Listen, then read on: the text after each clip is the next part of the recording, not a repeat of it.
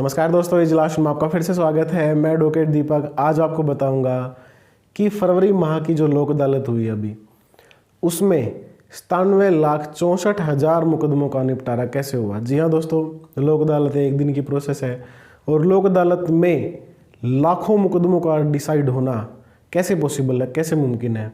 तो दोस्तों इस वीडियो में हम डिस्कस करेंगे कि लोक अदालत में कौन से मुकदमे जो है वो उठाए जाते हैं, डिसाइड किए जाते हैं, डिस्पोज किए जाते हैं।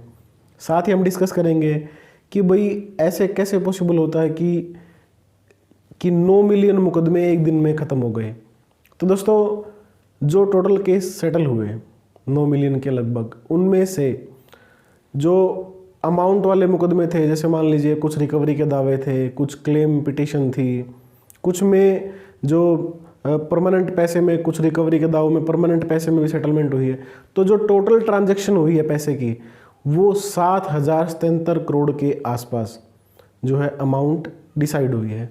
तो दोस्तों जो नालसा के चेयरमैन है ऑनरेबल जस्टिस संजय कृष्ण कौल, उनका कहना है कि लोक अदालत जो है वो जो जुडिशियल सिस्टम है उसका बर्डन कम करती है। और ऐसा हो भी क्यों ना, जब एक दिन में 97 लाख से ज़्यादा मुकदमे डिसाइड हो रहे हैं। तो दोस्तों इन 97 लाख में मैं आपको बता दूं, जो 80.5 लाख मुकदमे थे वो प्री लिटिगेशन स्टेज के थे और जो 17 लाख थे वो पेंडिंग केसेस थे।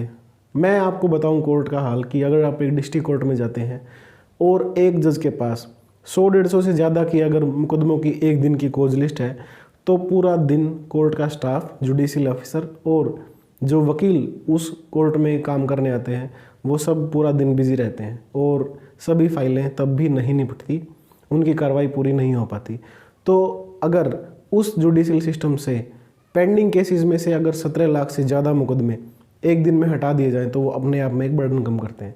तो दोस्तों ऐसे कौन से मुकदमे हैं जो लोक अदालत में लिए जाते हैं, जिनमें समझौते की कोशिश की जाती है। दोस्तों कोई भी ऐसे ऑफेंस जो कंपाउंडेबल है, जिनमें समझौता पॉसिबल है, जो पेटी ऑफेंस है, वो साथ ही जो कोई MV एक्ट के चलान है उनको नोटिस भेजा जाता है। कोई मैट्रिमोनियल डिस्प्यूट है, मियाँ बीवी का झगड़ा है जिसमें समझौते के चांस है, वो उठाए जाते हैं। उसके बाद कोई चेक बाउंस का केस है, कोई बैंक का रिकवरी का दावा है, कोई इंश्योरेंस कंपनी के खिलाफ कोई क्लेम है, कोई MACT केस है। तो इस प्रकार के जो मुकदमे जिनमें कोर्ट को संभावना लगती है कि भाई ये मुकदमे डिसाइड हो सकते हैं, तो उनको लोक अदालत में रखा जाता है। और लोक अदालत से पहले प्री लोक अदालत ऑर्गेनाइज की जाती है, जिनमें जो संभावित मुकदमे उनमें कोशिश की जाती है कि भाई इनमें समझौता हो जाए। तो जब अब पीछे कुछ महीनों तक ये प्रोसेस चलती है कि ऐसे कौन से मुकदमे हैं उनको टारगेट किया जाता है कि जिनमें समझौते के चांस है, और उन मुकदमों को लोक अदालत में रखा जाता है। लोक अदालत में जुडिशियल ऑफिसर ऊपर हाइट पर ना बैठ के वो नीचे टेबल पर बैठते हैं और पार्टी को आमने सामने बैठाते हैं, चाहे वो कोई भी किसी प्रकार का मुकदमा, और आपस में मुकदमे को सेटल करने की कोशिश करते हैं। तो अब मुकदमों को निपटाने का तरीका क्या है कि भाई दोनों पार्टीज़ को नोटिस कर दिया जाता है कि भाई फलां तारीख को लोक अदालत है। लोक अदालत जर्नली छुट्टी वाले दिन रखी जाती है ताकि सभी लोग फ्री होकर लोक अदालत में आ सकें। सभी बैंक जिनके भी रिकवरी के दावे मुकदमे चल रहे होते हैं उनको नोटिस करके बुलाया जाता है। उसके बाद जितने भी इंश्योरेंस कंपनीज़ हैं उनको बुलाया जाता है, जो क्लेम पिटिशन होती हैं, ताकि वो डिसाइड हो सके। सभी फाइनेंस कंपनीज़ को नोटिस करके बुलाया जाता है कि आपके मुकदमे पेंडिंग है, आप आके उनका निपटारा करो। तो इस प्रकार लोक अदालत में दोनों पार्टीज़ का फ़ायदा होता है। उसका कारण ये है कि भाई बैंक का रिकवरी का दावा है, बैंक का जो एक NPA अकाउंट है वो उनके लिए बर्डन होता है, वो निपट जाता है।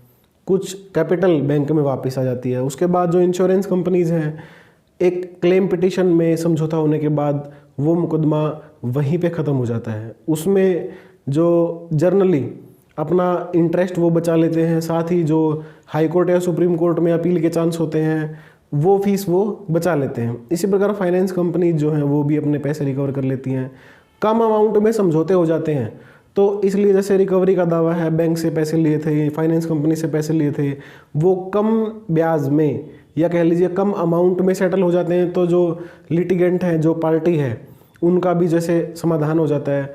कोई मैट्रिमोनियल डिस्प्यूट है, अभी बहुत सारे मुकदमे ऐसे हैं जो सालों से कोर्ट में चल रहे होते हैं, पार्टीज़ के मन में एक भावना होती है कि भाई अगर समझौते के अगर कोई ट्राई करे तो समझौता भी हो सकता है। तो ऐसे में क्या होता है, लोक अदालत में जब जुडिशियल ऑफिसर सामने बैठता है और दोनों को आमने सामने बैठाता है तो उसमें समझौते के चांस हो जाते हैं। और इसी प्रकार जो MV एक्ट के चालान हैं, क्योंकि बाहर जो अगर लोकेलिटी में चालान साथ ही जो MV एक्ट के इंस्पेक्टर होते हैं उनको अगर वो भर देते हैं तो ट्रैफिक पुलिस जो मौके पे चालान काटती है वो ज़्यादा अमाउंट ले लेती है, मतलब कि जो चालान की अमाउंट है।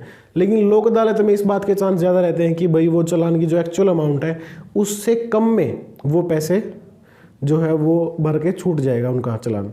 ऐसे ही जो फैक्ट्रीज एक्ट में चालान होते हैं, जो इरेगुलरिटीज़ फैक्ट्रीज में मिलती है, उसके भी जो लोक अदालत में मामले निपट जाते हैं। तो दोस्तों इस प्रकार हर प्रकार के मुकदमे को कोर्ट में जुडिशियल अफसर जो है वो उसको ख़त्म करने की कोशिश करते हैं। और इस कारण से ही पॉसिबल हो पाया कि फरवरी माह की जो लोक अदालत थी उसमें 97,64,000 से ज़्यादा मुकदमे डिसाइड हुए। तो दोस्तों लोक अदालत के लिए ऑप्ट करना चाहिए या नहीं करना चाहिए ये मैं आपको बताना चाहूँगा। अगर आपका कोई बैंक का रिकवरी का मुकदमा है तो आपको लोक अदालत के लिए ज़रूर ऑप्ट करना चाहिए, क्योंकि लोक अदालत में ब्याज की माफ़ी हो जाती है। कई बार मूल को भी जुडिशियल ऑफिसर प्रेशर डाल के घटवा देता है। उसके बाद फाइनेंस कंपनीज का कोई मुकदमा है तो वो भी आपको बिल्कुल ट्राई करना चाहिए सेटल करने का, क्योंकि बाहर जो ब्याज का रेट चल रहा होता है कंपनीज का वो एक एक्सट्रीम लेवल का अपने आप में प्रेशर होता है। तो अगर मुकदमा इनिशियल स्टेज में ही ख़त्म हो जाए तो वो एक बड़ी राहत होती है। उसके बाद अगर एक कोई MACT का क्लेम केस है तो अगर एक जायज़ अमाउंट आपको मिल रही है तो आपको सेटल कर लेना चाहिए। आप फर्दर अपील या मुकदमे में स्टे जो आगे के जो हाई कोर्ट के चांस रहते हैं उनसे आपका पीछा छूट जाता है। उसके बाद अगर कोई मैट्रिमोनियल डिस्प्यूट है, अगर कोई समझौते के चांस हैं तो कोर्ट में धक्के खाने की बजाय उसमें उसका समझौता हो सकता है। अगर MV एक्ट का चालान कोई आपका कटा हुआ है और वो पेंडिंग है, आपने आज तक पे नहीं किया और लोक अदालत से कोई समन आ गया है तो आपको तत्परता से वो चालान लोक अदालत में भर लेना चाहिए, क्योंकि लोक अदालत में जो अमाउंट है वो कम अमाउंट में आपका चालान सेटल हो सकता है। उसके बाद प्री लिटिगेशन के जो भी मामले हैं, जो बैंक ने कोई नोटिस भेजा है या कुछ भी ऐसा लोक अदालत का मामला, अगर कोई नोटिस आपके पास आता है कोई पेंडिंग लिटिगेशन में, तो आपको एक बार लोक अदालत के लिए ज़रूर ऑप्ट करना चाहिए। क्योंकि अगर आप समझौते का इंटरेस्ट दिखाते हो और दूसरी पार्टी डिनाई करती है तो कोर्ट का इंटरेस्ट भी समझौते में ही है, और अगर दूसरी पार्टी समझौता नहीं करती है तो कोर्ट को जो है पार्टीज़ की एक्चुअल इंटेंशन का भी पता चल जाता है। तो इस प्रकार अगर कोई लोक अदालत में आपका मैटर लगता है तो उसको आपको ज़रूर वॉच आउट करना चाहिए। साल में जो है 2 लोक अदालत और होंगी, हर जो है 3-4 महीने बाद एक लोक अदालत ऑर्गेनाइज होगी। नेक्स्ट मेरे ख्याल से मई में है, जैसे ही जो डेट है वो मैं आपको चैनल पे बता दूंगा। उसके बाद लोक अदालत एक अगर छूट जाती है तो आपको नेक्स्ट ऑप्ट कर लेनी चाहिए, और अगर नेक्स्ट में आपका पॉसिबल बनता है तो ठीक है, नहीं तो उससे नेक्स्ट में भी कई बार क्या होता है रिकवरी के दाव में अमाउंट जो है सेटल तो हो जाती है कि भाई ठीक है इतनी अमाउंट में कर दो, लेकिन भरने के लिए पैसे नहीं बनते तो आप अगली लोक अदालत में भी ट्राई कर सकते हो। तो इस वीडियो में इतना ही दोस्तों। अगर आपको वीडियो में जानकारी सही लगी है वीडियो को लाइक करना, चैनल को सब्सक्राइब करना, साथ ही बेल आइकन को जरूर प्रेस कीजिएगा ताकि हर वीडियो की नोटिफिकेशन आप सबसे पहले पहुंचे। Thank you.